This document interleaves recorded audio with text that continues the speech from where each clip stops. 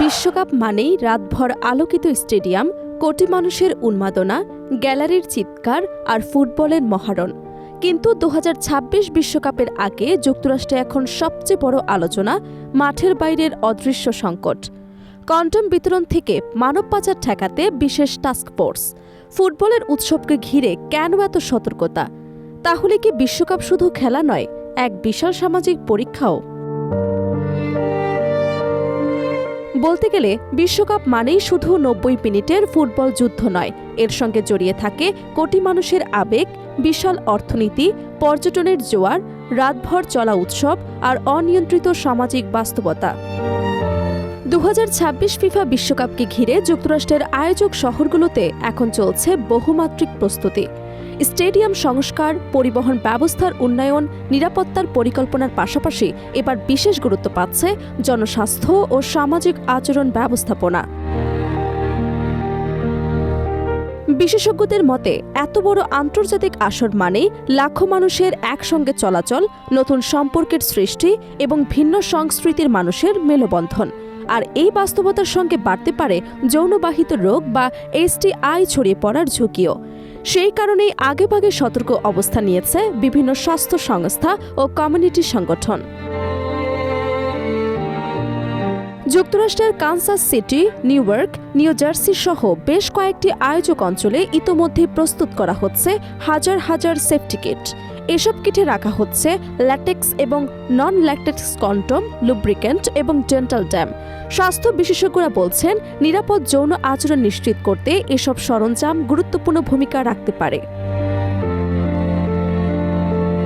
স্থানীয় স্বেচ্ছাসেবী সংগঠনগুলো এসব কিট তৈরি করছে এবং বিশ্বকাপ চলাকালে বিভিন্ন হোটেল, ক্লাব এবং ইভেন্ট এলাকায় সেগুলো বিতরণের পরিকল্পনাও নেওয়া হয়েছে। স্বাস্থ্য কর্মকর্তাদের ভাষ্য, বড় ক্রীড়া আসরের সময় মানুষের সামাজিক যোগাযোগে দ্রুত বেড়ে যায়, ফলে অনেক সময় অজান্তেই ছড়িয়ে পড়তে পারে যৌনবাহিত সংক্রমণ। তাই এখন তাদের প্রধান লক্ষ্য হচ্ছে বিচারহীন স্বাস্থ্যসেবা নিশ্চিত করা, অর্থাৎ কেউ যেন লজ্জা, সামাজিক চাপ বা ভয়ের কারণে স্বাস্থ্যসেবা থেকে দূরে না থাকেন। তবে বিশ্বকাপ ঘিরে আরও একটি অদৃশ্য বাস্তবতা নিয়ে উদ্বেগ বাড়ছে। বিভিন্ন স্থানীয় প্রতিবেদনে বলা হয়েছে, বড় আন্তর্জাতিক ইভেন্টকে কেন্দ্র করে এসকর্ট সেবার চাহিদা উল্লেখযোগ্যভাবে বৃদ্ধি পেয়েছে। নিউ ইয়র্ক এবং নিউ জার্সির মতো অঞ্চলে অনলাইন অনুসন্ধান এবং বুকিং ইতিমধ্যে বৃদ্ধি পেয়েছে বলে জানা গেছে। অনেক যৌনকর্মীর দাবি, বিশ্বকাপের মতো বড় আসরের সময় তাদের চাহিদা এবং পারিশ্রমিক কয়েকগুণ বেড়ে যায়। কিন্তু এই অর্থনৈতিক প্রবাহের আড়ালে রয়েছে আরও ভয়ঙ্কর আশঙ্কা, মানব পাচার ও শোষণ চক্রের সক্রিয় হয়ে ওঠা। আইনশৃঙ্খলা বাহিনী আশঙ্কা করছে, বিদেশি পর্যটকদের ভিড়কে ব্যবহার করে অপরাধী চক্রগুলো অবৈধ কার্যক্রম বাড়াতে পারে। প্রতারণা, অবৈধ ব্যবসা, এমনকি মানবাধিকার লঙ্ঘনের ঘটনাও বেড়ে যাওয়ার ঝুঁকি রয়েছে।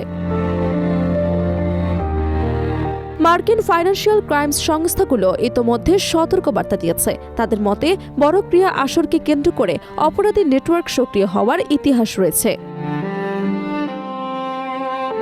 তাই নিউ জার্সি ও অন্যান্য অঙ্গরাজ্যের পুলিশ প্রশাসন বিশেষ টাস্কফোর্স গঠন, অনলাইন নজরদারি বৃদ্ধি এবং অতিরিক্ত নিরাপত্তার সদস্য মোতায়েনের পরিকল্পনা করছে।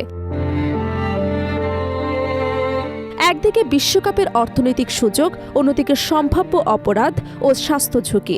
এই দুই বিপরীত বাস্তবতার মাঝে এখন নীতি নির্ধারকদের সামনে তৈরি হয়েছে বড় চ্যালেঞ্জ। বিশেষজ্ঞরা বলছেন, শুধু নিরাপত্তা বাড়ালেই হবে না, একই সঙ্গে সচেতনতা এবং জনস্বাস্থ্য সেবাও বাড়াতে হবে। জনস্বাস্থ্য বিশেষজ্ঞদের মতে অনেক যৌনবাহিত রোগ দীর্ঘদিন কোনো উপসর্গ ছাড়াই ছড়াতে পারে। তাই নিরাপদ যৌন আচরণ, নিয়মিত স্বাস্থ্য পরীক্ষা এবং সচেতনতা বৃদ্ধিকে সবচেয়ে কার্যকর প্রতিরোধ হিসেবে দেখা হচ্ছে।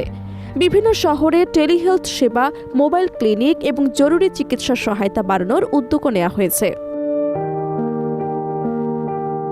বিশ্বকাপের উন্মাদনা যতই মাঠে সীমাবদ্ধ মনে হোক না কেন, বাস্তবে এটি সমাজ, অর্থনীতি, স্বাস্থ্য ও নিরাপত্তারও এক বিশাল পরীক্ষা। কারণ গোলের আনন্দ শেষ হয়ে যায় ৯০ মিনিটে, কিন্তু মাঠের বাইরের বাস্তবতার প্রভাব থেকে যায় আরও অনেক দীর্ঘ সময়।